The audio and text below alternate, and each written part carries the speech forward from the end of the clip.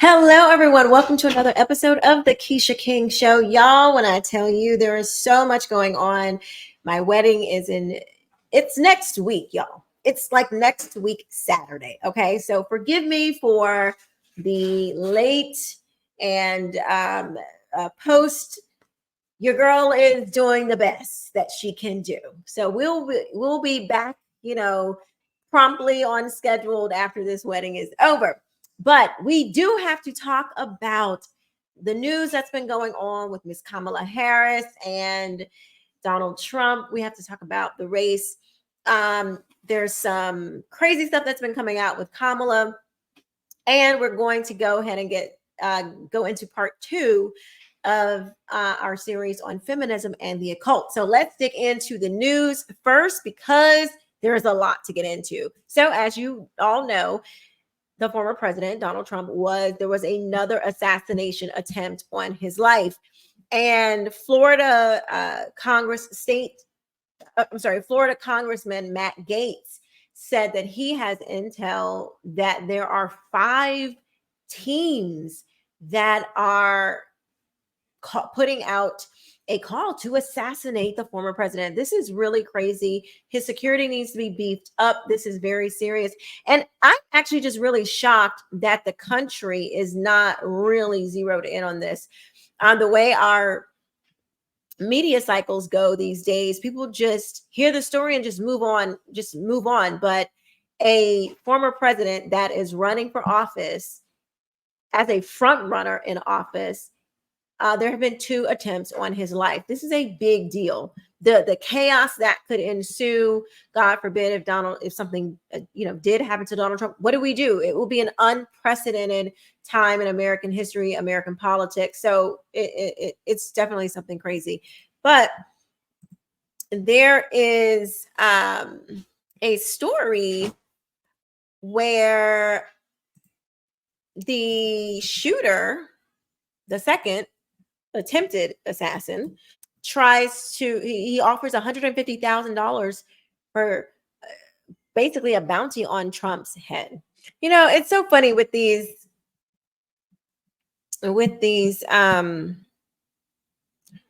articles. This is gunmen who allegedly targeted Trump offered $150,000 to anyone who would, quote, finish the job. I mean, if he's allegedly doing it, then why would he offer $150,000? But let's just go ahead and read. This is from the Nebraska Examiner. Gunmen who allegedly targeted Trump offered $150,000 to anyone. Gunmen who allegedly targeted Trump offered $150,000 to anyone who could, quote, finish the job. Washington federal prosecutors Monday said the man accused of trying to assassinate former President Donald Trump at his private golf club in Florida stalked the GOP presidential nominee for a month, and in a note offered $150,000 to anyone who could, quote, finish the job, according to a new court filing. Federal prosecutors detailed how Ryan Routh left a handwritten note that criticized Trump's policies in the Middle East, specifically ending U.S. involvement in the Iran nuclear deal. This was, quote, "This was an assassination attempt on Donald Trump, but I failed you. Read the note. According to the court filing, I tried my best, gave it all the gumption I could muster. It is up to you now to finish the job, and I will offer $150,000 to whomever can complete the job," end quote. That is crazy. Prosecutors said phone records showed Routh was located near Trump International and the former president's residence at Mar-a-Lago from August 18th until September 15th, so a whole month, the day of the attempted assassination. Law enforcement officers also found in their search of Routh's car, after he was detained, a handwritten list of dates in August, September, and October, and venues where the former president had appeared or was expected to be present, according to the court filing. The FBI is investigating the incident. Okay. And as an apparent assassination attempt following the first assassination attempt in Butler, Pennsylvania, where Trump sustained an injury to his ear, a gunshot wound. Thank you. a gunshot wound. Trump was not injured at his Florida golf club, and the U.S. Secret Service confirmed that Roush did not fire his weapon. However, Florida's Republican Attorney General Ashley Moody is challenging the FBI's jurisdiction as lead agency in the investigation. In a letter to the FBI Director Christopher Wray, Moody argues that because Trump is a Florida resident, the Sunshine State understandably desires to investigate violation of its own laws, including attempted murder. Moody also urged the FBI and Department of Justice not to invoke U.S. code that would suspend state and local jurisdiction in a federal investigation and instead allow Florida authorities to have access to evidence of the shooting. She says, to be clear, I believe it would be a grave mistake for the federal government to invoke this provision, and I urge you to cooperate with the state's investigation rather than seek to frustrate it, she wrote. Moody asked Wray to clarify by Friday if the federal government is invoking that provision. United States Code 351 of Title 18. Republican Governor Ron DeSantis has also urged that Florida should conduct its own investigation. He signed an executive order last week to assign the incident to the office of the statewide prosecutor, which Moody will supervise. Trump issued a lengthy statement late Monday that criticized the Department of Justice and FBI, accused the agencies of, quote, mishandling and downplaying the second assassination attempt on my life since July. Rightfully so. If the DOJ and FBI cannot do their job honestly and without bias and hold the aspiring assassin responsible to the full extent of the law, Governor Ron DeSantis and the state of Florida have already agreed to take the lead on the investigation and prosecution. Trump said in a statement, Florida charges would be much more serious than the ones the FBI has announced. I agree with that. The new court filing came in advance of Roush's Monday court appearance in U.S. District Court for the Southern District of Florida. Last week, Roush was charged with possession of a firearm as a convicted felon and with obliterating the serial number on a firearm. According to records, he faces up to 20 years in prison. 20 years for an attempted assassination of a former president and a frontrunner for the nominee for president of the United States. Crazy stuff. And the media is not even really, reporting on this. Like, I don't know, to me, it seems that they would. So let's be sure to keep the former president in prayer. All right. So Kamala says her values have not changed. You remember that when she did the interview with what's her face from CNN? My values have not changed. Well, let's take a look at some new video that has resurfaced of actually what some of Kamala's values are. Take a look. Responsible behaviors among everybody in the community, and just because you legally possess a gun in the sanctity of your locked home doesn't mean that we're not going to walk into that home and check to see if you're being responsible and safe in the way you conduct your affairs. Have you heard from responsible behaviors among everybody in the community, and just because you legally possess a gun in the sanctity of your locked home doesn't mean that we're not going to walk into that home and check to see if you're being responsible and safe in the way you conduct your affairs. Have you heard from responsible behaviors among? That is crazy. That is wild. She said, just because you legally possess a gun, have it in your locked home, does not mean that the state will not run up in your house to check and see that you're being responsible. So you've abided by the law and lawfully gotten a weapon. You're in your own house, your protected place, locked.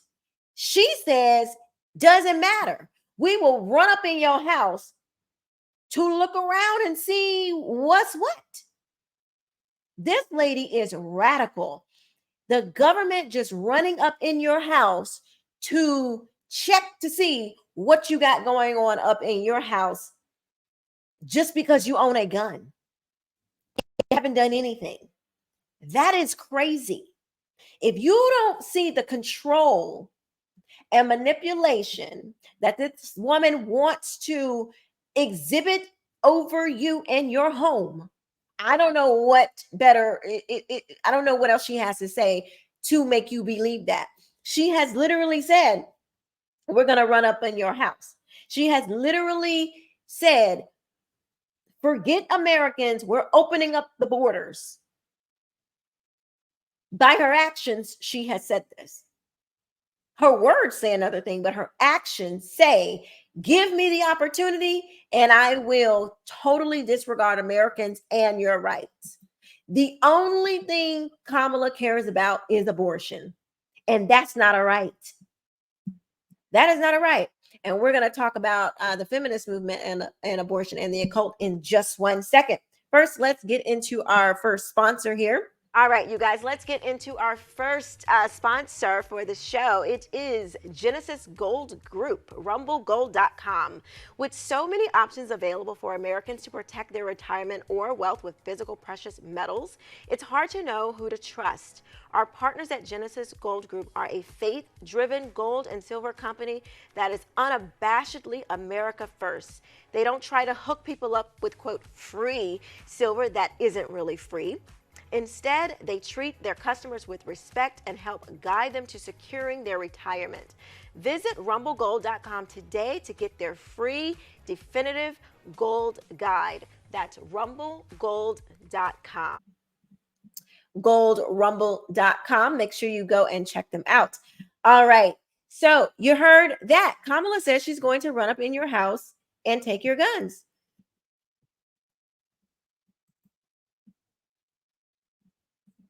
Which,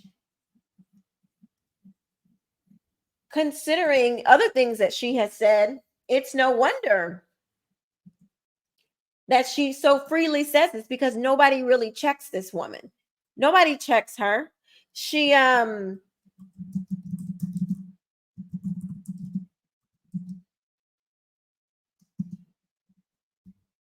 she says she owns a gun. Did y'all see that when she was in Oprah? Oh, I actually own a gun. Girl, okay, you own a gun. Right. But you want to take guns away from people? Why should you get to own a gun, but you don't want nobody else to own guns? You want a government mandated buyback. That's what you want. So many. Gun violence has terrorized and traumatized so many of our communities in this country. And let us be clear, it does not have to be this way, as our friends in Australia have demonstrated. Gun violence. Yeah, I think it's a great idea. But I mean, listen, I don't think we lack for great ideas. As I've said many times, we've been having great ideas for decades. Who believe in the freedom to live safe from gun violence will finally pass an assault weapons ban, universal background checks, and red flag laws. We also heard Kamala say this as well. Background checks, red flag laws, and an assault weapons ban. I'm prepared to take executive action and put in place a ban on the importation of assault weapons into our country. But we still have to deal with the over 2 million assault weapons that are currently in the streets of America. And so a buyback program is a good idea. If Congress fails to act, I'll give them 100 days to put a bill on my desk for signature. And if they do not do it, I will put in place by executive action a comprehensive background check requirement and a ban on the assault weapons and importation of assault weapons into our country. I'm done. And that's why we will work to pass universal background checks, red flag laws, and an assault weapons ban. I'm prepared to take executive action and put in place a ban. Kamala Harris will take your guns and then turn them on you. I firmly believe that. This woman is radical beyond belief. She believes in the state having all the power. She doesn't believe in humans having rights, God-given rights. She doesn't believe in that. Show me where she has ever even said anything about rights except for abortion, which is not a right. You don't have the right to kill people unless it's in a child in the womb. That's the only right Kamala Harris believes that you should have, which is not a right. She wants you to have the opportunity. Otherwise, she believes, come take your gun, because what exactly is an assault weapons ban anyway? What's an assault weapon? Something that can assault somebody, a weapon that can assault somebody? That could be anything. That could be a 9mm pistol or a AR-15, the big, long, scary guns, which is just a rifle. It is simply a rifle that has fun little tools attachments to it. It is not it is not a military style weapon. It is not an automatic weapon. It is a semi-automatic gun, just like a 9mm pistol. Same thing. No difference. Only difference is how they look. So what exactly is she talking about when she says she wants a ban? It will be up to her. It will be up to the state to define what constitutes an assault gun ban. And I guarantee you, they'll be coming for your little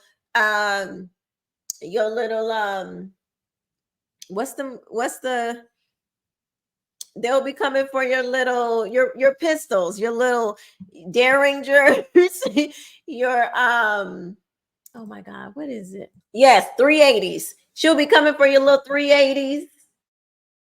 Yeah, all of that will be deemed an assault weapon.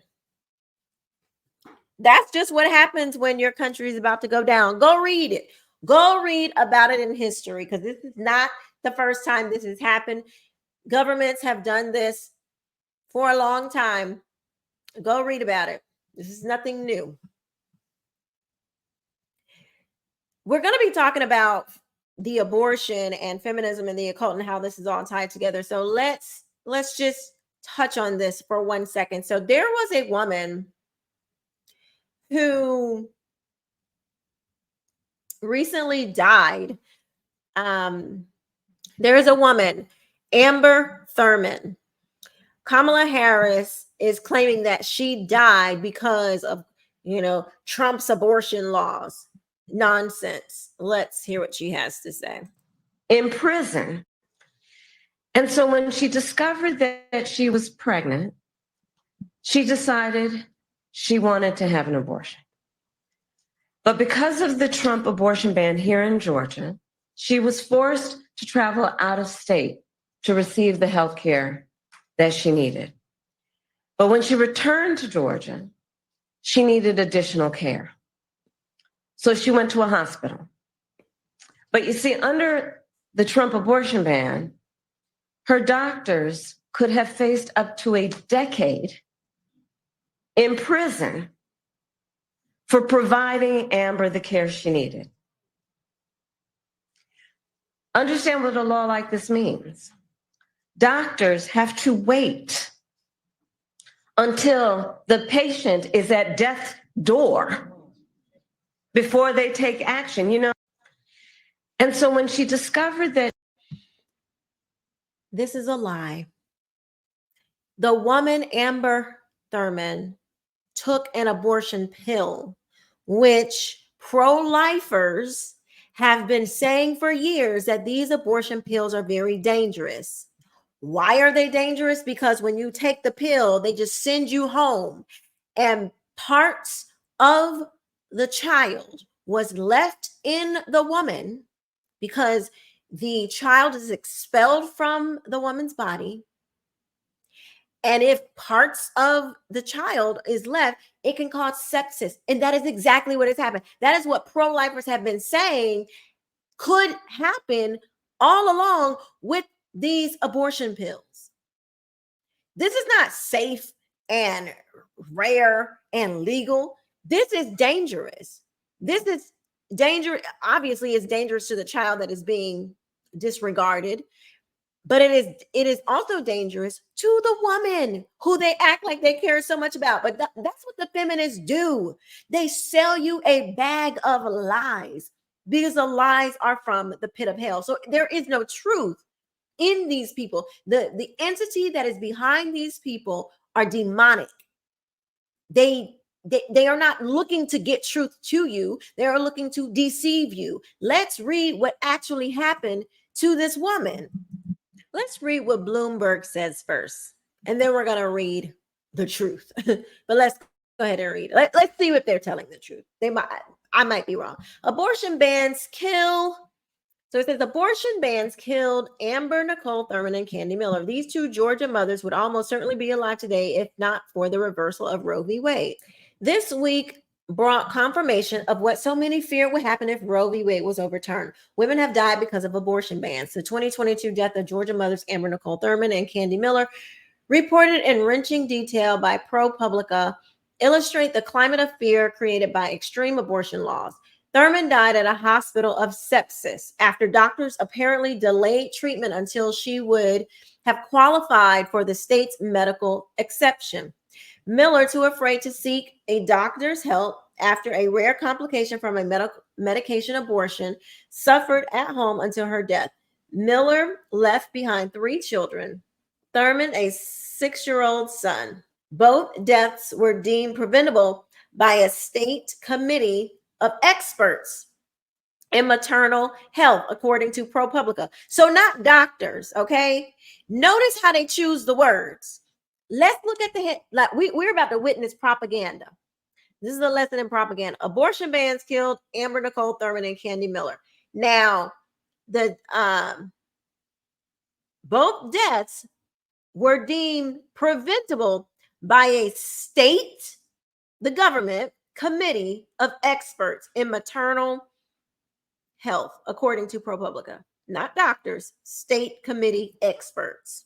These committees review patient deaths and can take years to work through cases. That means we're likely to learn the names of more women who've died in the years to come. The emotions on all sides of the abortion debate are raw, but rather than confront the truth, the abortion bans are causing real harm. Anti-abortion activists are choosing to point the finger at doctors, abortion pills, and even the women who died. Anywhere but at themselves and their preferred policies. Okay, but it was the people in the state who voted for these laws. It's the people who voted for these laws. So what are you talking about? Some activists appear genuinely perplexed that medical providers could be uncertain of the legal boundaries in an emergency. Others angrily blame the doctors at Piedmont Henry Hospital, the suburban Atlanta facility where Thurman died. The language of the law is unclear. The language of the law is crystal clear, they argue, and medical staff failed Thurman by waiting to perform a D&C. The medical team does make for an easy target. How could doctors allow Thurman to suffer for 20 hours without providing the simple procedure that would likely have saved her life? But the answer is obvious. Performing that simple procedure could cost the doctors their livelihoods and even their freedom. 22 states have abortion bans made possible by the fall of Roe. In many of these states, doctors must now decide whether a woman has moved so close to the brink of death that she can finally be treated. In Georgia, if they get it wrong, they could spend a decade in jail. So far, no mention of the actual law that these pro-lifers are blaming on the doctors. Like, what is the law? Like, we haven't heard that yet, but they're steady pointing the finger. Oh, it's because, of these crazy pro-lifers and because Roe was overturned. But have you heard any mention of actually the law in this article yet? No, I haven't either. That puts incredible weight on decisions that were no-brainers, such as whether or not to perform a D&C on a woman who arrives in an ambulance showing signs of septic shock. I mean, how would they even know that the septic shock was from an abortion? How would they know this? If somebody pulls up to the emergency room and they can see that the person is clearly in trauma, how would they know that it was from an abortion? Like, think when you read these articles. And emergency medical teams are often composed of doctors who do not regularly practice reproductive medicine. Their hospital might not have a legal team waiting to provide support. These doctors likely haven't put a criminal attorney on retainer in case someone later challenges their. This is bull crap. This is nonsense from Bloomberg. We don't know the details of the medical team managing Thurman's care, but it's reasonable to think that we don't know the details of the medical team managing Thurman's care, but it's reasonable to think that some of these dynamics were at play at the community hospital tried as the community hospital tried to navigate Georgia's abortion ban, which at the time was just 2 weeks old. So if you don't know the details, how the heck are you even writing the article? This is a quote. This was an impossible situation for them, and I am sure they carry her death on their heart and it will never leave them, says Layla Zahidi Spung, a maternal fetal medicine provider in the Denver area. Okay, so you're in Denver. You're an abortionist, a maternal fetal medicine provider. That's propaganda speak for abortionists, all the way in Denver. What unfolded in Georgia is why she left her practice in Tennessee after the state's abortion ban went into effect. I knew sooner or later I was going to be in a situation where I was going to lose someone despite having all the skills to take care of them. Other anti-abortion activists have twisted these tragedies into an opportunity to stoke fears about medication abortion. Thurman and Miller had each used the pills to end a pregnancy. Both suffered from rare complications after not all the fetal tissue was expelled. The pro-life movement warned of situations like this, one activist proclaimed on the social media site X. In particular, anti-abortion activists are using the cases to revive arguments that falsely portray medication abortion as dangerous.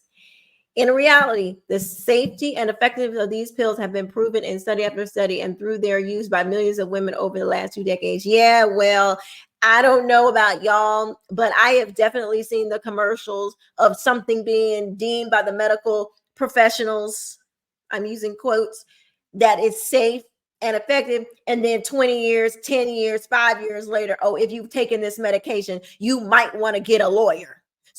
So miss me with the nonsense of this has been proven safe. Nonsense.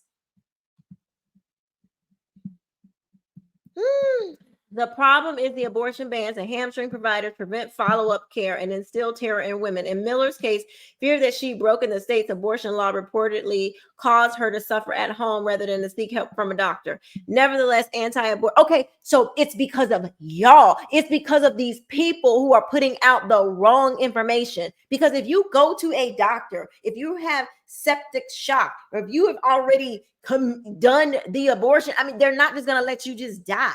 It's because the left has pushed out these lies that, trying to fearmonger people into believing that, somehow laws in your states have changed. The only difference with Roe v. Wade is that issue has now moved to the states. So whatever your state decides, that's what it's going to be. Most places haven't even changed their laws. Nevertheless, anti-abortion groups will try to exploit these deaths to create new barriers to accessing the pills, which blah, blah, blah. This is propaganda. Now, let's go and read what actually happened to this woman. This is from National Review. Untreated side effects of abortion drug killed Amber Thurman, not Georgia's Life Act. After ProPublica published a piece last week on the tragic death of Amber Thurman, the media swiftly blamed pro-life legislation for her death. Georgia's abortion ban killed another young mother. The Christian right now blames the victim. And that was from Salon. Georgia's pro-life abortion ban literally killed a woman, and she won't be the last. That's MSDNC.